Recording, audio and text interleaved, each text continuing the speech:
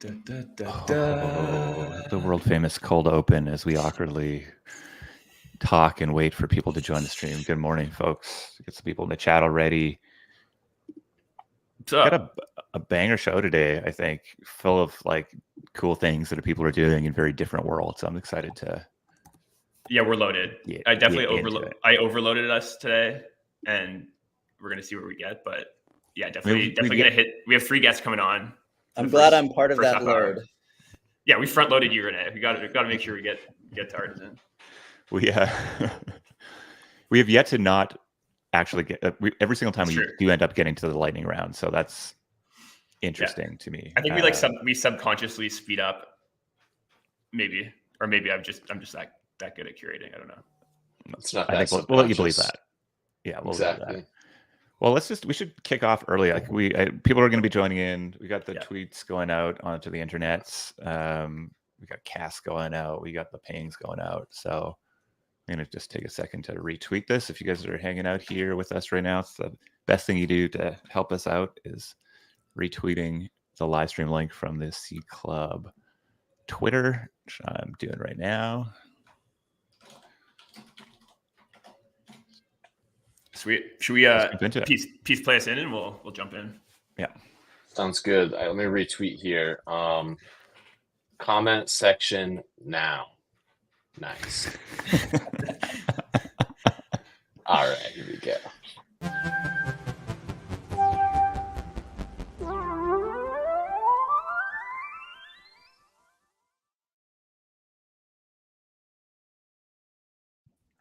Lucky number 13. On a Friday too. Friday, the 26th, which is divisible by 13. Stuff is lining up, man. It's lining up to be a good show. Episode 13 from Internet Explorers. So we're stepping into our 4th month of doing this. Is that what that means with math? Because the math crazy, that way. I love it. Consistency. Shout out to everybody who's hanging out with us in the chat. If you are tuning in on Twitter or on LinkedIn, for the 7 people on LinkedIn, come on over to live.seedclub.xyz. That's where the chat and the mints and the vibes are immaculate. We have a wonderful show here today. Josh, how are we doing this morning? This afternoon for you? You're out in the Skiville again. You have your fancy background. Skiville, looking at snow. Excited to get out there, but more excited to jump into this stack list of topics we have today. So awesome. And for those that were hanging out before we did the actual intro video here, we saw Peace's wonderful tweeting. How are you so the way you are, Peace? I love it deeply. Good morning. He's not even talking to me right now. No, Peace. Cool. All right. That's fine.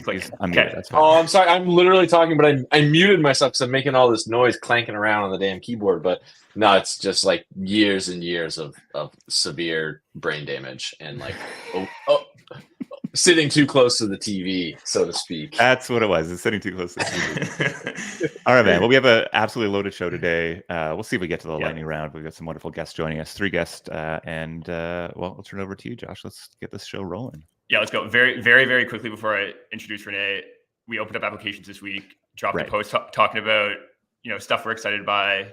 Apologies if we didn't include anyone. We're much more excited. We're excited by many more topics than we had the chance to include there. But yeah, I recommend reading it.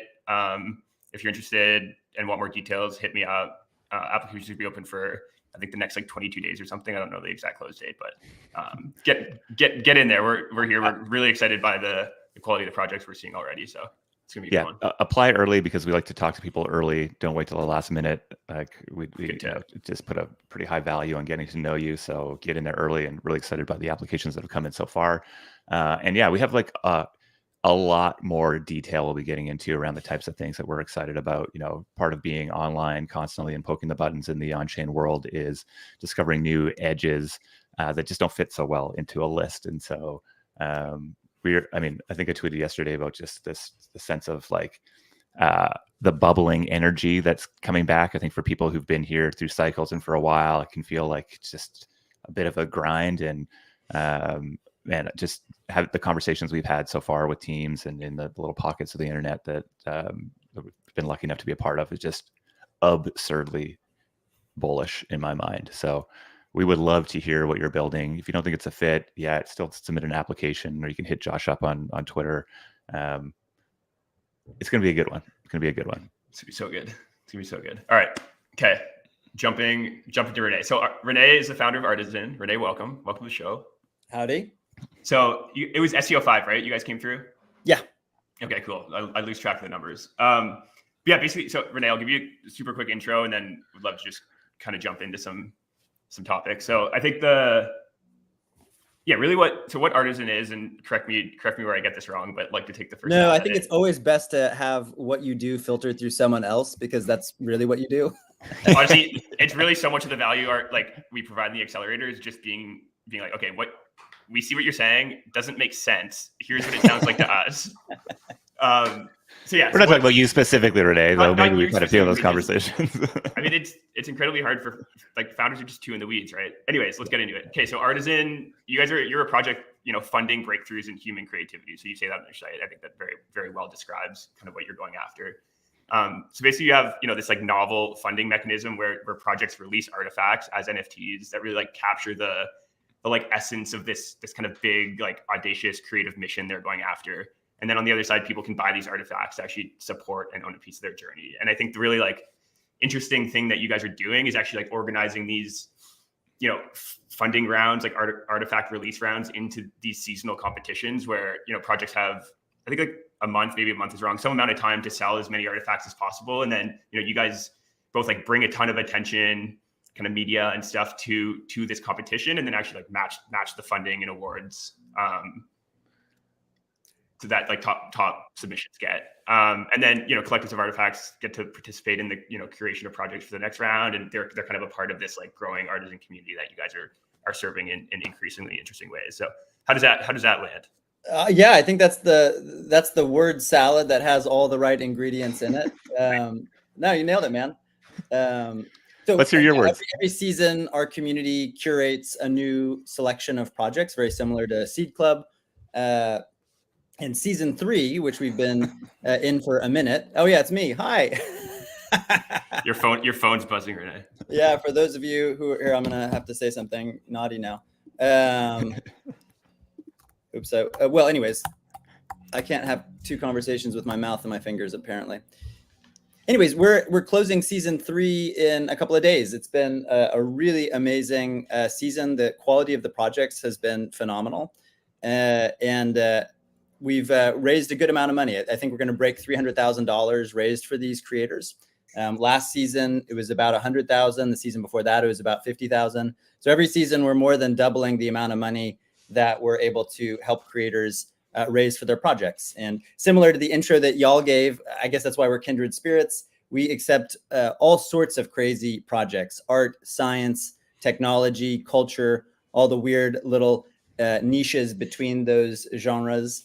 And we're accepting submissions for season 4 now. So if anybody's listening to this and they're excited about Artisan and how it works, we're constantly accepting submissions. We're always open to submissions, and we just roll into the next season immediately when one season closes. So if you're working on something under the very broad umbrella of human creativity, submit a project. If you resonate with any of the projects that are competing, you've got a couple days left to support them.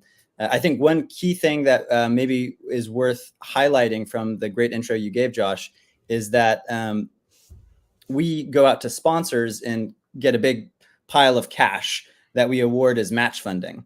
And how a creator raises capital is they sell these open edition NFTs that we call an artifact.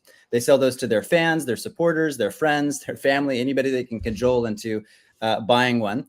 And they get to keep the money from those sales, but then based on those sales, we give them additional match funding.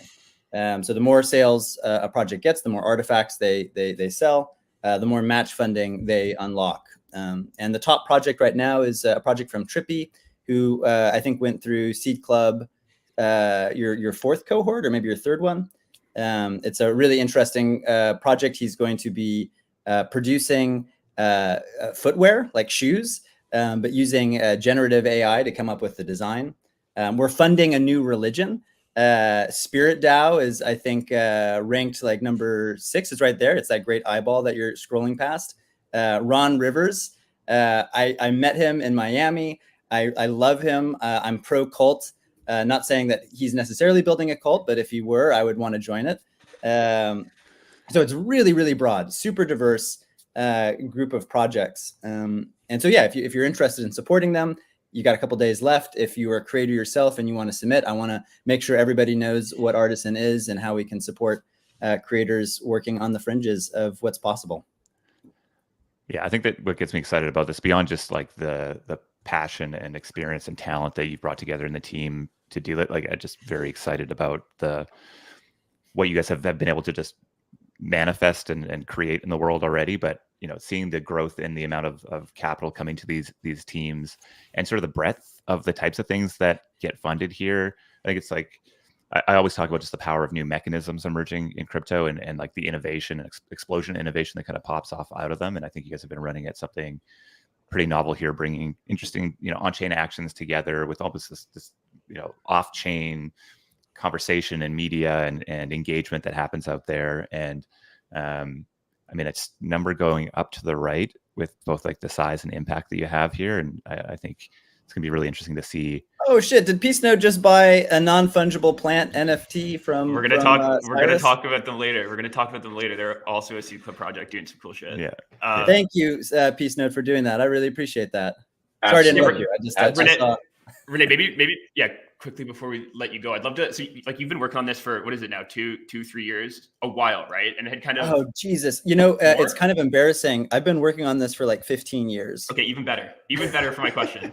So I think like what's been cool since we've been working with you, which is like a small fraction of that, is just seeing how like furiously you've just been like iterating on finding the right model and mechanics kind of within this. You've, to your point, you've been trying to fund human creativity for 15 years, but just hadn't found the right way to do it or right mechanism or right narratives to do it. And I feel like you're from talking to you recently, like you feel like you've found it. So I'm curious what hadn't worked in previous ones, or what did you learn from previous ones, and why do you think this is now the one? Yeah, well, I've given up on the idea that there is a right funding mechanism. I think that it's always context specific, and you're always building your product on shifting sands. So I've embraced chaos and also embraced the fact that this is going to just be a lifelong journey of trying to figure out always what's the right mechanism now to fund projects. But one of the things that's really working is we're trying to give ownership and control in a really thoughtful way to the people that are bringing value into the system. And so one of the cool things that we're doing is that when sponsors sponsor Artisan and put capital into that big pot of match funding, they get a couple of things. One is they get ownership in Artisan. I'm going to tease it out. We're launching a token soon, weeks, maybe months at the most. But anyways, that allows them to have a curatorial voice and to help pick which projects end up competing. Same thing happens for collectors and fans who are supporting a project. When they buy an artifact, that unlocks special content around the project. It's going to, it's similar to like Patreon, where when you subscribe to a creator you love, you get past that paywall and you get to have a relationship with the creator and with the community of fans. You get early access to stuff. So these artifacts are going to have, more than just the collectible value. They'll have utility to unlock community around a project. They also are part of the voting system. Right now, when you own an artifact, you get to vote for the projects that have been submitted and help us curate which projects end up competing. And for us, that like aligning those incentives and making sure that people who are putting value into the system get a real ownership stake in not only Artisan, but also the projects that we fund. That seems to be resonating. It seems to be, an improvement on the standard crowdfunding model, where it's kind of, you're getting a T-shirt or a mug and maybe the warm, fuzzy feeling of supporting someone you love, but you have no real ownership and you have no potential financial upside if a project hits it big. And so we're trying to have that right alchemy of, right balance of ownership and control, as well as amplifying your impact for the more altruistic instincts. When you put money into the system, you're unlocking more money from other, sponsors, from other participants. So it's, I think that's the magic sauce that's starting to work. Yeah, I just love like the thoughtful integration of a bunch of mechanics that we've seen kind of work in different places and coming together for a specific goal. So always a pleasure, Renee. When does this round 3 close so people can go take some action today? Round 3 closes on Sunday, and the project that sells the most artifacts by Sunday will also get a big cash prize. So it's you buy an artifact from any project, you're going to unlock more match funding from them. But if you help them get to the top of the leaderboard by Sunday, then they will they'll walk away with, right now I think it's like $15,000 on top of whatever they've already raised. Giddy up. So hop on over to Artisan, give it some clicks, click some buttons, collect some artifacts, and it was a pleasure just to see the progress they're making here. And I don't know, 6 months from now when we come back and chat again, I'm pretty excited to see where you guys are at. Well, I'm so glad to be a part of everything that y'all have built, and the community around Seed Club is so awesome. I'm always pushing people to submit, and so very grateful to be a part of this community. Thank you. Love it. Thanks for jumping on, man. Take care. Bye. All right, let's get Dylan up here. Oh yeah.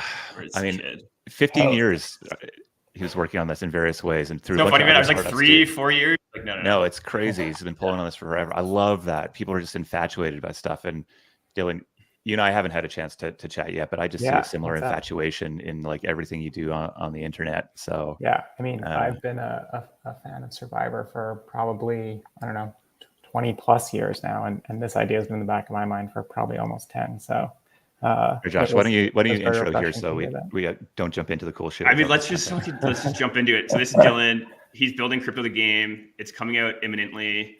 Dylan, what the hell is it? Yeah, so what the hell is it? It's basically a massive crypto Survivor game. So I don't know if either of you are fans of the show Survivor, but it's very similar. I think pieces. Yeah. I'm more than naked and afraid, to be fair, but I love the premise. Yeah, I mean, this premise of like, Squid Game, Hunger Games, Survivor, like many people play, one person wins the entire pot is like tried and true, and that's kind of what we're trying to replicate here. But the high level idea is basically everyone buys in. It's going to be 0.1 ETH. That goes to a big pot. Once entries lock and the game formally begins, everyone's randomly assigned to one of 10 tribes. And slowly over the course of 10 days, you essentially vote people out. So this is a recording of the kind of like voting period that will take place each night. And chaos literally ensues as you decide who within your tribe you want to vote out. And damn. Yeah, it's going to be wild. So similar to Survivor, there are a ton of like social dynamics at play. I can chat about my background a bit, but I was at HQ Trivia for the Rise and Fall, and similar to how at HQ you could earn extra lives for referring people during this entry period, which begins this Monday. You'll earn individual immunity for folks that you're referring to the game. So it almost has like virality baked into it. And then the other way to win immunity as a tribe is through these daily challenges. So basically every morning over the course of the 10 days of the game, there'll be a different tribal immunity challenge. So think, classic arcade games, crypto puzzles, digital scavenger hunts, kind of like all the above. And whichever tribe wins that each day doesn't have to vote anyone out from within their tribe that night. All other tribes see that voting kind of module that you just showed from the Twitter account and have to send home some of their players. So for season 1, we're requiring everyone to connect their Twitter and play as themselves, which I think will really only like further dramatize the social dynamics. I feel like I'm either going to be voted out the first round or I'm going to be in the final 3, baby. There's no in between. Yeah. And speaking of final 3, my favorite part is that once we get down to that last night or that last day, everyone that was previously eliminated comes back on and votes for the winner. So you can't just backstab your way to the top and expect to win. You need to be like almost ruthless but respected. So, I love it. It's so crazy to watch it. We connected last week, and I think spent the whole call just being like, oh, but like prediction markets could like exist alongside this, and what happens when people are like live streaming while they're playing or voting people out. And I think just like if this can kind of become this like center of attention for 10 days, I think what can just happen adjacent to it can just it's gonna get I don't know if you guys know Brian from Unlonely, but I was we know Brian. Oh, nice. And he was saying that he's gonna go live and live stream his voting every night, and so I think it's like of course he is. The network effects of like folks sharing who they're voting for and why, and the like I don't know, the alliances that form on and off the platform, I think are just going to be so much fun to watch. Okay, so you're part of like. Oh, go ahead, Peace. Okay, this is a silly question about the game. Maybe you already answered this, but how are tribes assigned? All random. It's just random. Okay. Yeah. So launching this Monday on cryptothegame.com, which you guys are on right now, there'll be basically like an onboarding flow where you connect your wallet, you connect your Twitter, and you buy into the pot. And then basically until those 48 hours run up and the tribes are assigned, that's when you are incentivized to refer other people to earn individual immunity for the game. But at that kind of like once that 48-hour countdown hits 0, so on Wednesday, everyone will be assigned randomly to one of 10 color tribes. And those are kind of represented by these orbs, the little Easter eggs on the site right now. Oh, we like the orbs.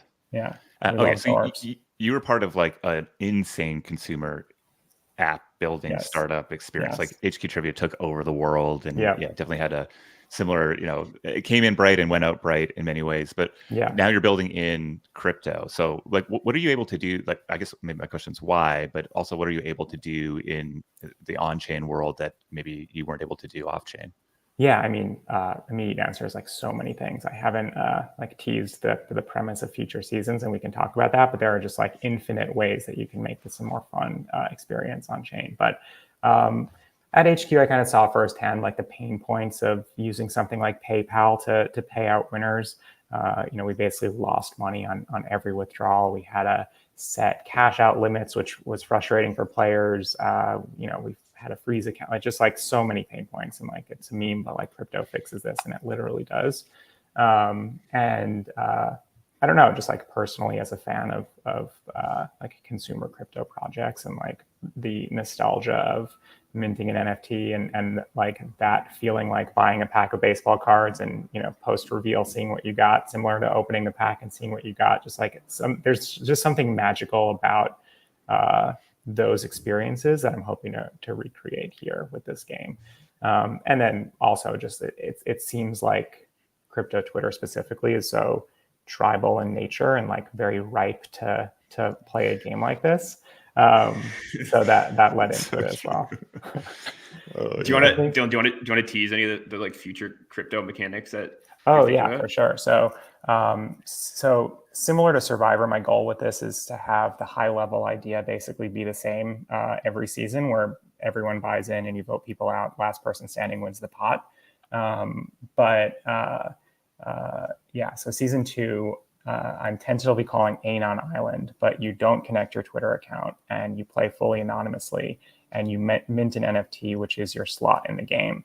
And when you're voted out, that NFT is burned. But similar to like hedging a parlay, as you get closer to the end, you basically can sell your NFT for hypothetically much more than you paid to get in. So it almost creates this like dynamic of or like a marketplace for slots within the game. Imagine paper handing yourself.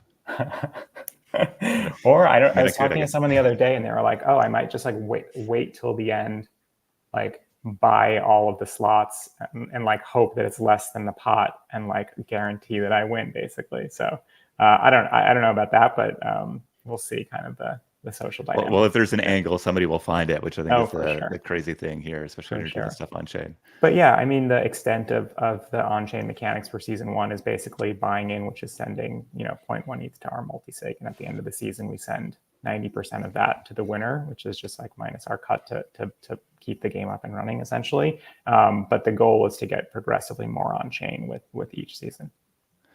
I mean, I think there's like I got to delete that meme, man. It stands out, that white one. Someone tweeted like, "Can't wait to play," but they hadn't followed us. Come on.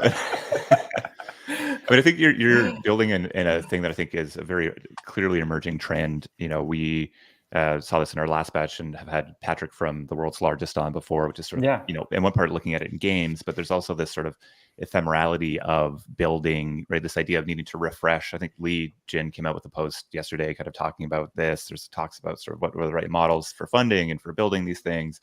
I think there's a lot of talk about how, AI might shift the types of things that we like, what content means for us and the types of things people want to do. And so I think what I love about this is both seeing, like, there's this clear, let's just call it brand that can really last. I mean, Survivor is 20 plus years. That's just a crazy thing for me to I think it's almost 50 seasons, which is wild. Yeah, right. And so you sort of have this like repeatability, but then you also have just the, as new mechanics evolve, as changing behaviors start to emerge, you can be really early and on top of that and integrate in an interesting way. So, I think we always look at crypto networks as attention networks at their core. And, the core thesis of Seed Club is like, what happens if we go run at the mimetic nature and the social and cultural nature of these networks. And so I think that's what we're so excited about what you're building. And I hope I don't get voted out too soon. Well, load up on immunity and you won't.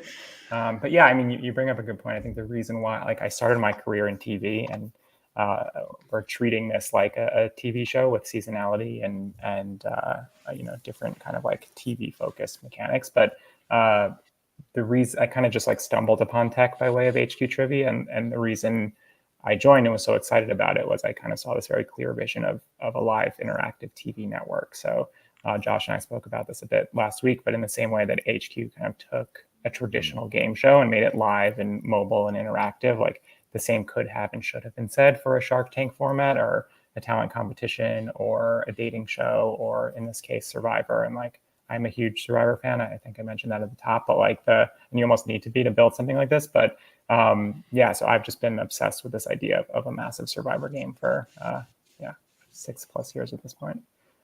I feel like crypto like hands these a business model really for the first time. Like you talked about all the struggles of doing it with HQ Trivia. Like if you can just be in a transaction flow that people, and create a context that people want to transact within, like you are, there's just a lot of opportunity to like, capture value and, create a ton of attention around it. So really, really excited to see how this plays out. I think, maybe last question before you go, who's going to win?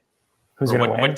What type of, I want like a persona. I want a persona type and then a prediction. It's so funny. So I've been getting a ton of like DMs from folks about this. And I feel like folks with very little influence and a small following are like, oh, I'm nervous. I'm going to get voted out because I don't have like an army of followers and fans. And then I have like super huge crypto Twitter influencers being like, I feel like people are going to be like, he has a punk, he has enough, like, let's just vote him out. So the reason why I'm so excited about this is like, I don't know. It's like, do you vote someone out because you hate Bored Apes and like they have one? Do you vote someone out because they did well in the challenge and they're a threat, or they didn't do well in the challenge and they're holding you back? Do you vote someone out because you've never heard of them, or you form alliances on Twitter with other players? Like there's just like, I wish I could predict, and that's why I'm so excited about it, but I don't know. And it's just like Survivor, right? There's like, sometimes there's someone that's just like so under the radar that makes it to the end and you're like, wait, who is this? You've been on this whole season, and then they haven't like offended anyone, so they get more votes at the end. So it'll be interesting to see. I really can see it going any way and change every season.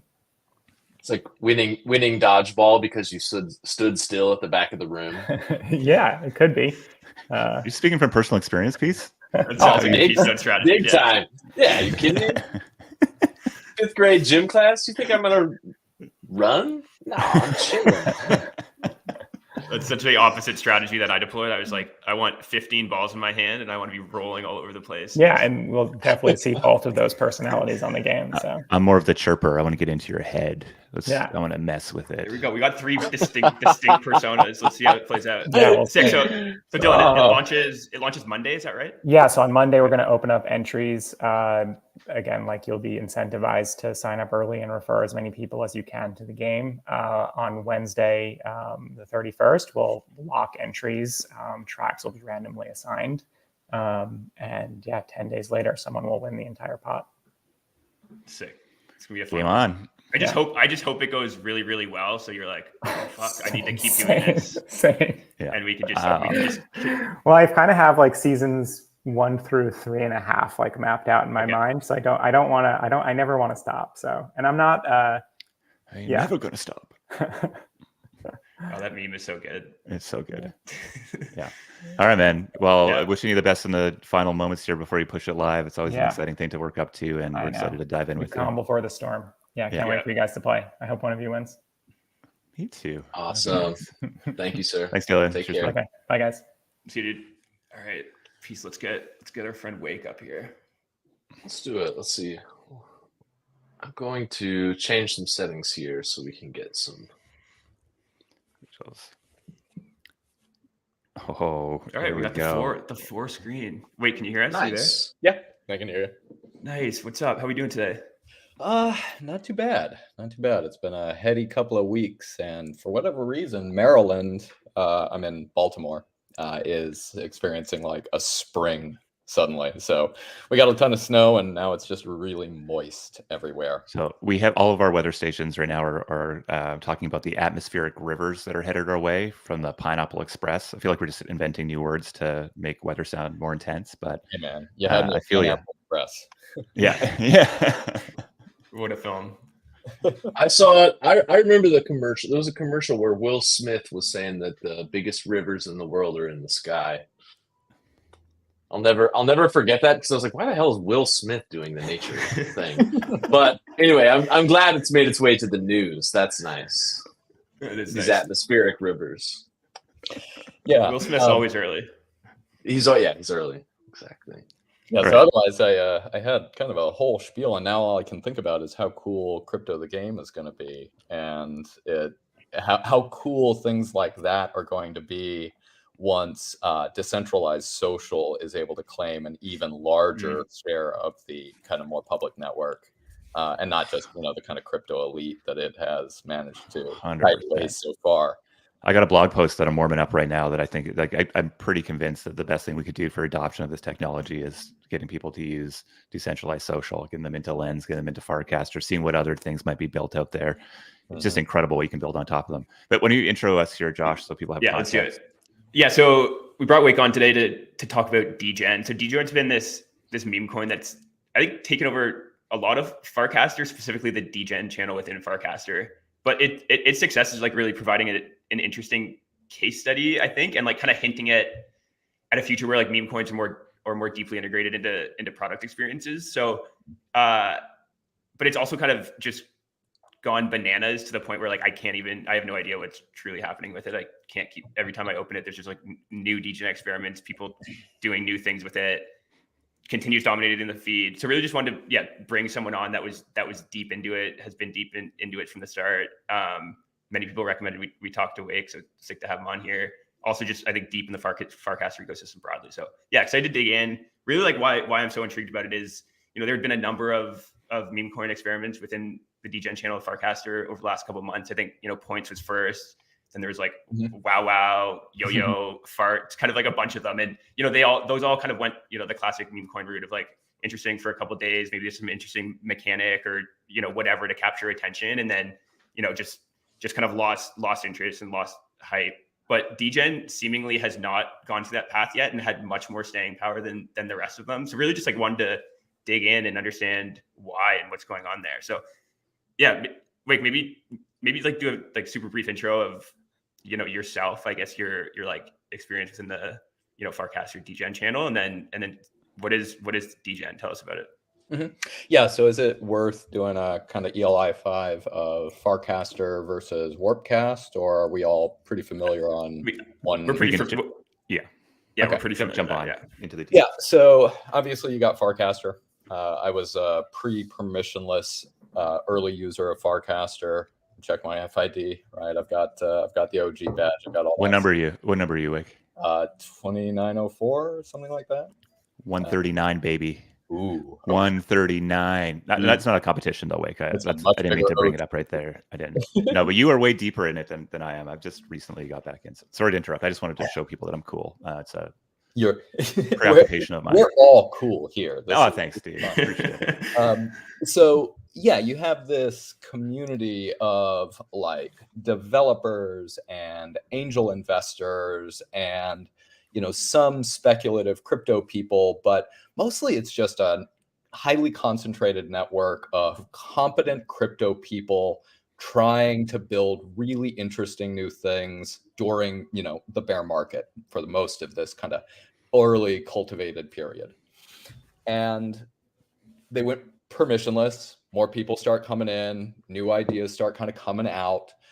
It starts growing, and eventually we get channels, right? And then the degen channel gets made.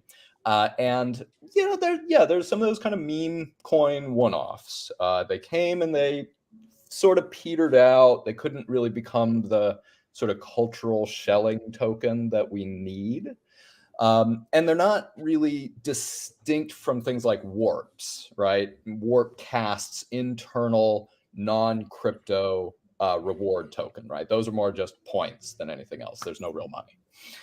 So enter the scene Jacek, the developer. All right, he releases this token. It has a great distribution mechanism that rewards people who had been posting in the degen channel and incentivizes new participation. So now we've got a lot more activity. Airdrop one happens, people claim, that starts getting a lot of attention.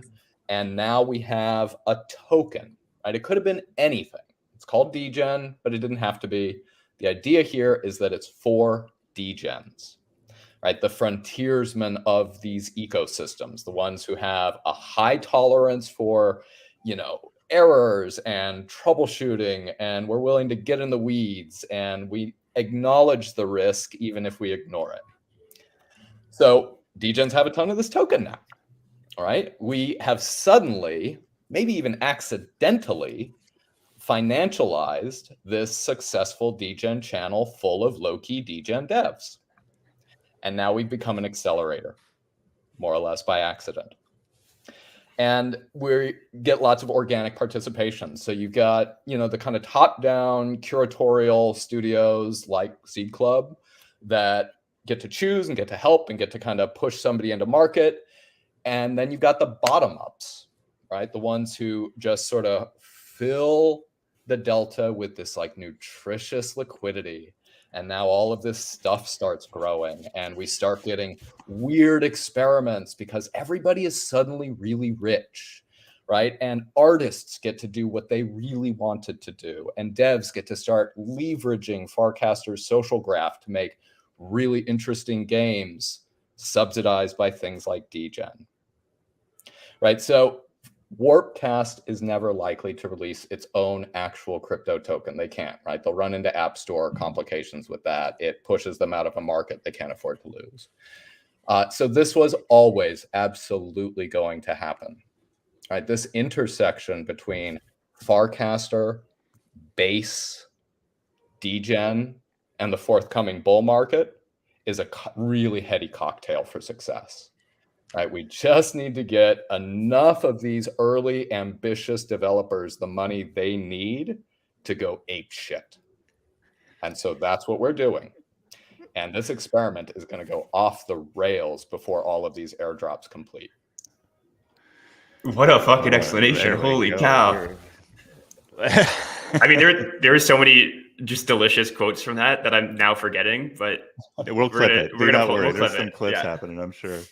Yeah, I warned you that I can sometimes digress a bit. No, so I'm happy to kind of answer questions, but like, it's worth noting I'm no leader, right? I'm just a kind of contributing member. The core dev is fully doxed. Jacek is an excellent developer. He's been in the ecosystems forever, right? Early Doge supporter. We will eventually probably get Vitalik's blessing, but we don't need it. We would love for Vitalik, who was a poster in the degen channel, to claim his tokens if he's listening. And we would love for you to dump them as you do and donate them to charity. Yes, that's what's up. Absolutely. Do it. He's not a massive holder. We want to see those kinds of things. Because the other side of this, right, is degen culture is potentially really radioactive. Right. It's sometimes really misogynistic. It's sometimes really exclusive. It's sometimes really condescending. And you know, that stuff is nasty. I think everybody should have an equal opportunity to lose their money in the casino, right? I don't particularly care who you are. You're a degen. And Nice. we needed something to kind of help enforce norms, right? Farcaster, these are grown-ups, right? We're not going to turn Farcaster into Twitter. We don't want that. So we became degentlemen, right? We became people with standards, right? We love you. We will help you. We will all get rich together. But as I try to remind people, I will kill any one of you for money. That's dope. Gentlemen, Holy shit. be early, be ruthless, be a gentleman. Let's all do this together. But it is still PvP. I mean, ready the hat meme makes so much more sense now. It's interesting. I've seen a few other teams kind of start to use degen tokens as sort of bounties or incentives for growth, etc. And I think this idea of there being this sort of like primordial ooze of talent and interest and culture kind of bubbling up is like just the funnest thing to be a part of. You know, also, yes, recognizing the game that we're playing here. So not financial advice. Don't be silly, but be silly if you want to. Yeah, not financial advice. I'm not guaranteeing anything. You know, this could, of course, crash to zero. I mean, I love the idea of saying we're adults, because I think that I've had somebody bring that up in another context. And I thought that was a very good descriptor of the type of people that maybe great users here. Yeah, I think I'm excited. Been more deep in that channel recently. I missed out on the first airdrop, and doing my best to ensure that I'm primed and ready for the next one. But it is one of like the most active channels on Farcaster, and there's a density of people that are experimenting there that's just really exciting to see. And I think, you know, again, like if I go back to why I just feel like I agree with one of the first things you said, the power of Web3 social, these social graphs that can kind of be embedded into different experiences. It's really, I think, such an important thing, especially if we're building consumer apps, to really think about how not only can we integrate these things and build on top of them, but also, I mean, I think there's probably going to be many more built. I think that the space is huge, and you know, we'd love to be a part of that as well. But then just seeing like the types of things that get built, like how they were integrated into other products, right? Being able to bring a social graph into something that we do. I mean, really started thinking about maybe bringing that type of thing into the chat function here on Internet Explorers itself, right? There's just this crazy overlap that can happen there. And, you know, it's a good example of this is what Colin and the Paragraph team have been building and integrating Farcaster comments into as comments basically on there. So huge excitement for what you guys are building, and the weirdness is kind of emerging from there. And yeah, really appreciate it. It's going to be rad. Like contrasting something like degen against warps, right? We kind of dunked on Koopa Troopa a bunch earlier today. Koopa, if you're listening, we love you. That's an honest mistake. Right? Warps. No, that was brilliant engagement farming. The fact that you can now get tipped for engagement farming on Warpcast is just like Cooper is on the front end of that. It's definitely not going to happen. The warps are worthless. Oh, the warps are they're not worthless. Yeah. They're not worth it in the way that he was trying to associate it being worthful, though. I think I would agree with you. Yeah. So, like, what's happening here is you can see that everybody wants warps to be something that it isn't, right? It can't be. It's not that kind of product. It has no extrinsic value. It can't leave Warpcast. It's Candy Crush points. Yeah. Right. But we needed something, and that's this. Right. Again, it was going to be something else. It ended up being this, and everybody's jumping on board. But the incentive to make alternative clients for Farcaster is now really high. Right. We love the tip function. We need it. It's coming for degen. We've already got a client in alpha. It looks great. It works well enough. Right. All of that stuff is rolling out.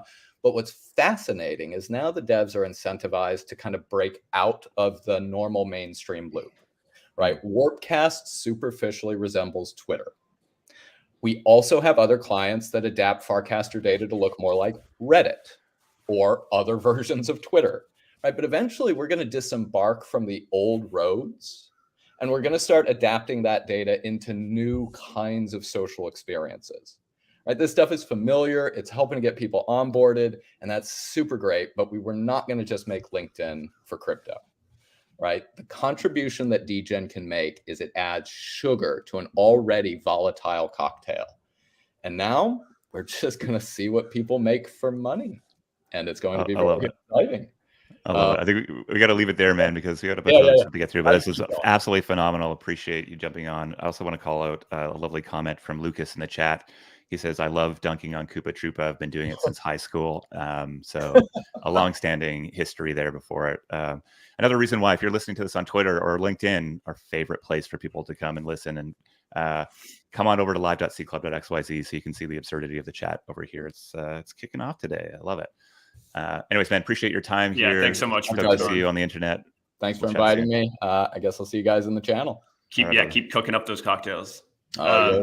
I had no idea Lucas and Coop went to high school together. That's they hilarious. Go back, baby. They go back. Makes sense. Yeah. Makes sense. All right. Cool. Well, we have 13 minutes to get through all these other absurdly interesting things. Okay, let's fly. Let's see what happens. So why mint? So kind of curated this like meta topic. I think there in the last couple of weeks, just a lot of discussion around just like, really why minting, what is the value of minting, what's going to be the thing that ultimately like makes minting this ubiquitous consumer experience. And I mean, I think it's been in this kind of perpetual search for meaning for years, like ever since it became a thing. Has clear signs of fit within some like narrow use cases like digital art, but really like TBD whether it's going to expand into this ubiquitous consumer behavior that just like kind of powers a lot of the internet. Like, is it actually the new like, which is kind of the meme that people like to say. So, I love all like the, I think, ideological reasons and higher order reasons to do it on the creator side that Zora professes. I think D wrote a great post about it.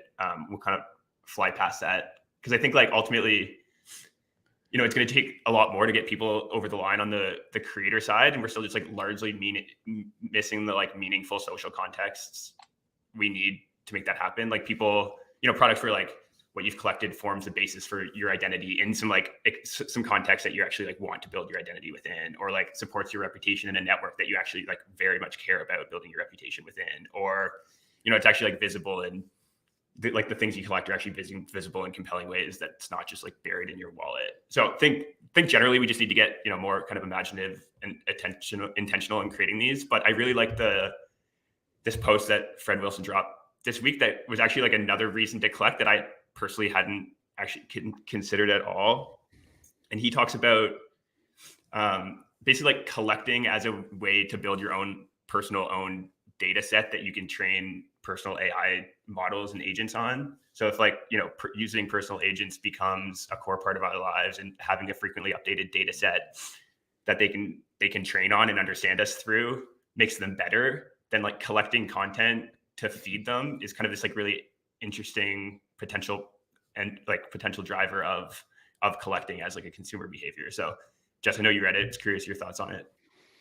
Yeah, I mean, I think like what's interesting about minting is this sort of like the, a value. It's an inherently valuable interaction, right? Like somebody is willing to put at the very least pay gas fees, but often a lot more for taking this action. And I think what Fred's getting here is that there's like a meaningful difference between your likes and the activities you're doing in a Web2 network, without that context, and maybe what you're doing just broadly on chain today.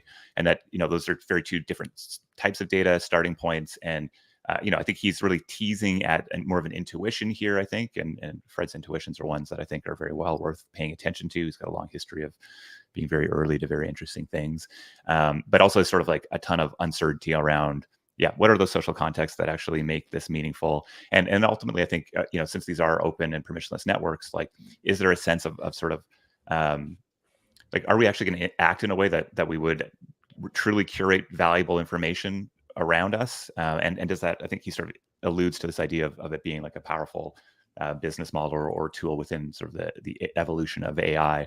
And so I think there's this interesting intersection of like, idealism and then maybe what reality will look like as we're creating these data sets and open networks, and who's going to profit the most and who's going to benefit the most, and what's the experiences that will ultimately drive the most. But I think, we talked about Web3 social. We could have talked about, a degen token, which I think is one of the another great example of doing something on chain that sort of represents a certain type of action that is all about building up reputation.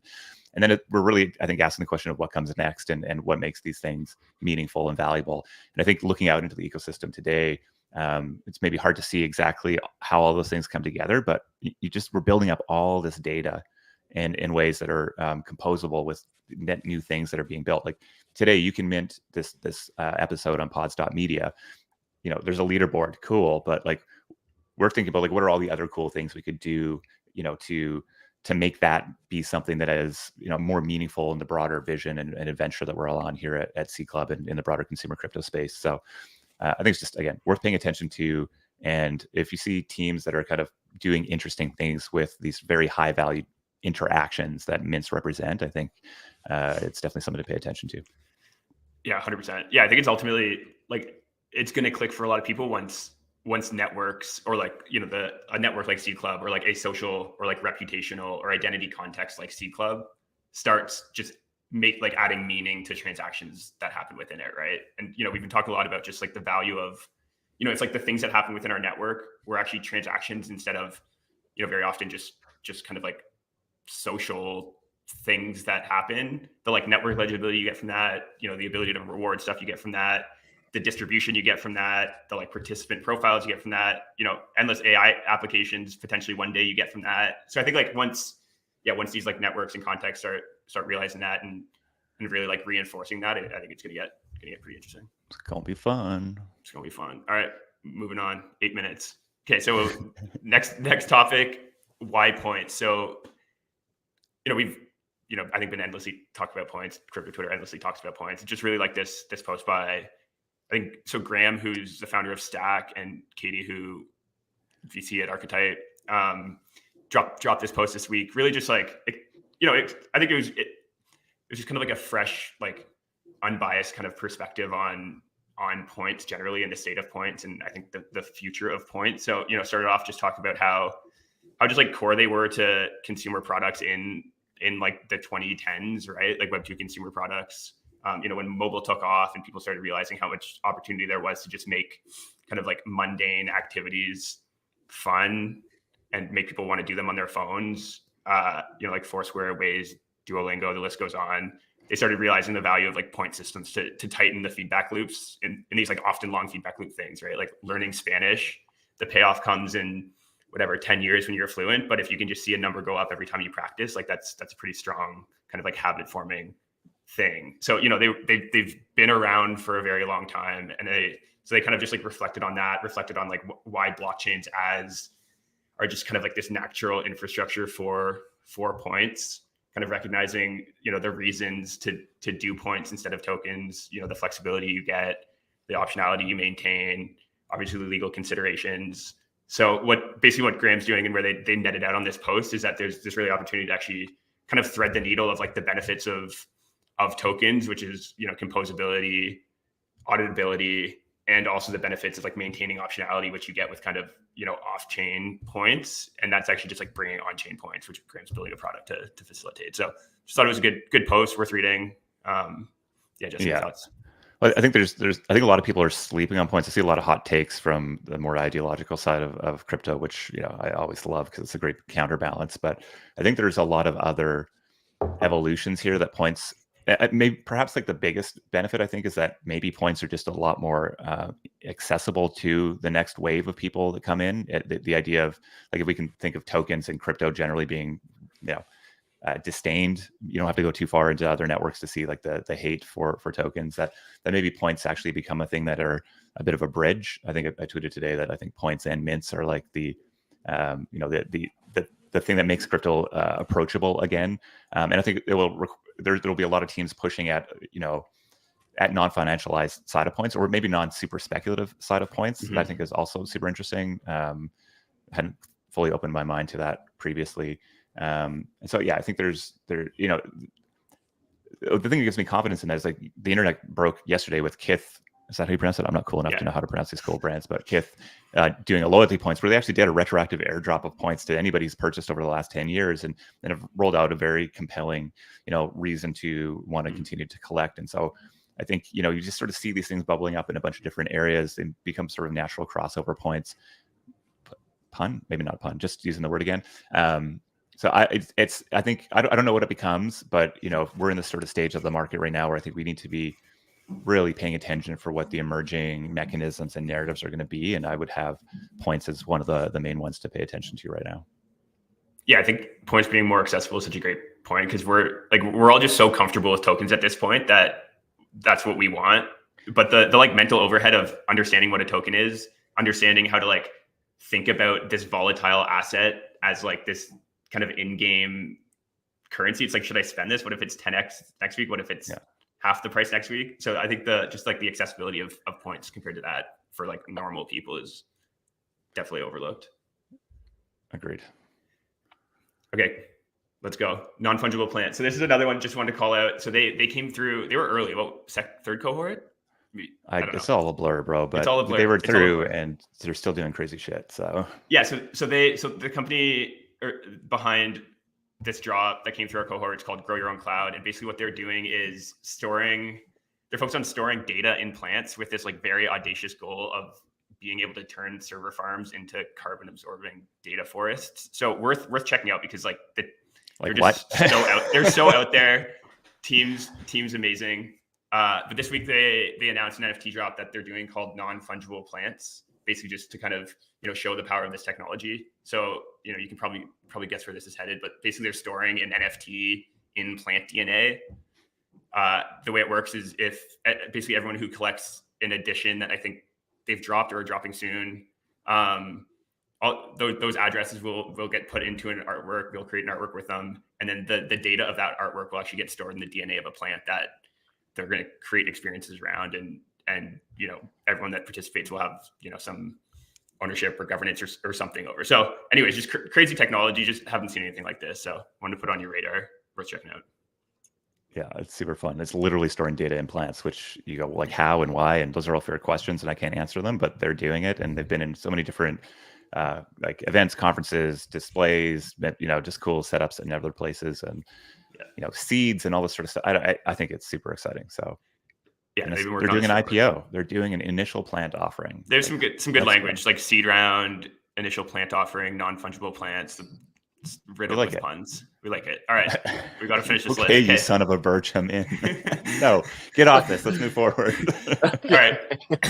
So yeah, last what I want to talk about today, just kind of as a way to like step into something we're seeing is Pump.fun. So we've been talking to a ton of teams just since announcing our upcoming accelerator cohort, and one category that is just like so clearly bustling with experimentation is meme coins. Like the number of projects we talked to that are building, that are just kind of like recognizing the signs that these are like powerful new social primitives with very clear demand, but like the current experiences to actually like, or current products to actually experience that are just still janky as fuck. And like there's a huge opportunity to actually just demystify them and make getting to this like clear value that exists around them easier.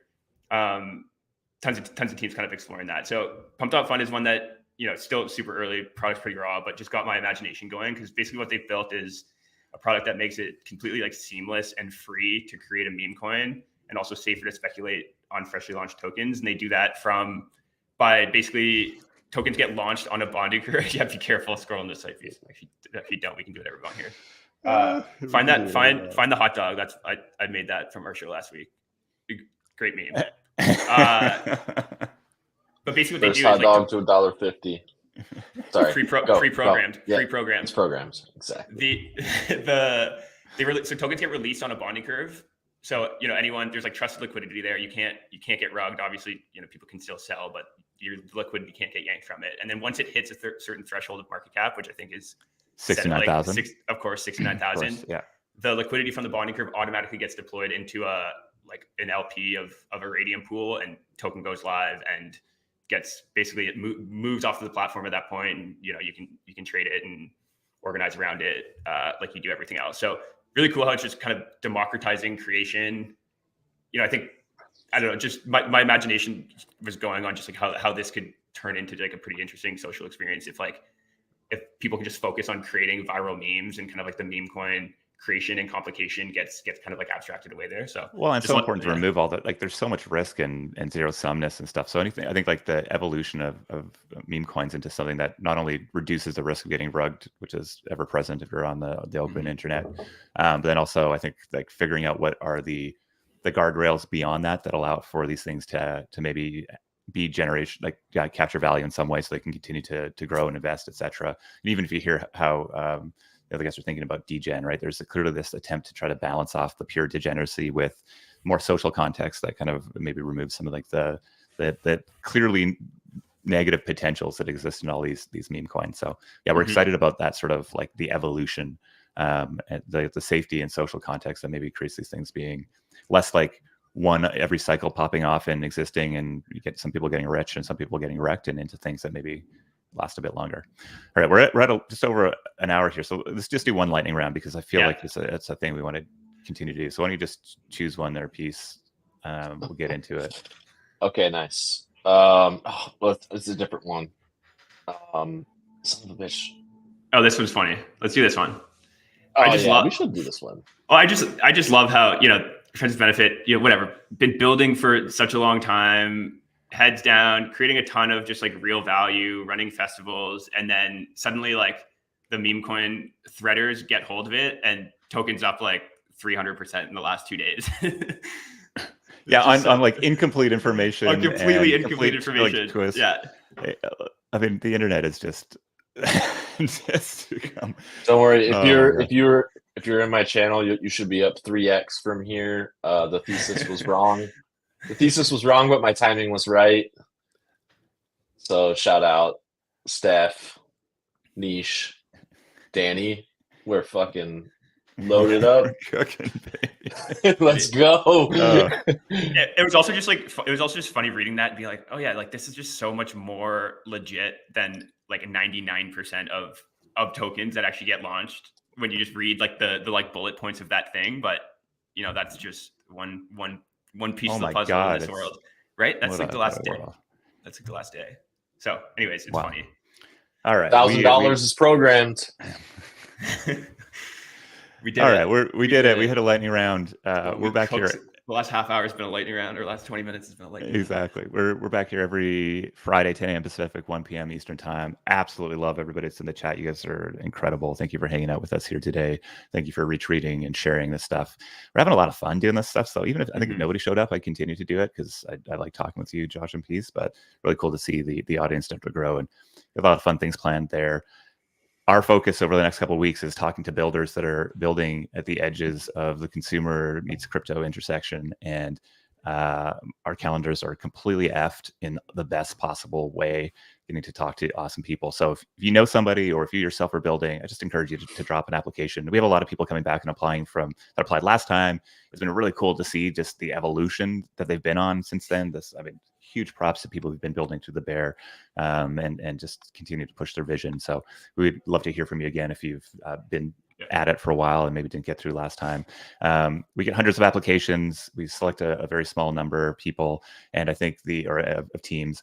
And really the vibe here is like, we're not the people to come in and teach you how to go build a startup. We definitely can support in that. But to me, this idea of bringing people together who are pushing out weird and wild edges that just aren't represented in other accelerators or in other venture funds, et cetera, it just seems to be the thing that resonates the most with people. And I can guarantee you, we are going to curate just an absolutely exceptional batch of folks that are out there building, hopefully, the next breakout consumer apps that take consumer social, consumer crypto into the next level. We're there in our DMs right now. And if you have questions, hit up Josh. We'd love to answer those questions. And we've got a lot of flexibility in how we do this. We're looking for amazing people, full stop. You don't worry about we just apply. If you are an amazing person building something, apply. Very, very much looking forward to you. Again, this episode is mintable on pods.media. If you're in our live stream right now, you can click the button and do it right there. Or you can head over to pods.media to collect one of our episodes or any of the other crazy episodes they've emerged. And we just caught up with that team. They've got some fun stuff on the horizon, really leaning into what this unique media and metadata and sort of network that can be built atop of it will be. So I encourage you to go do that as well.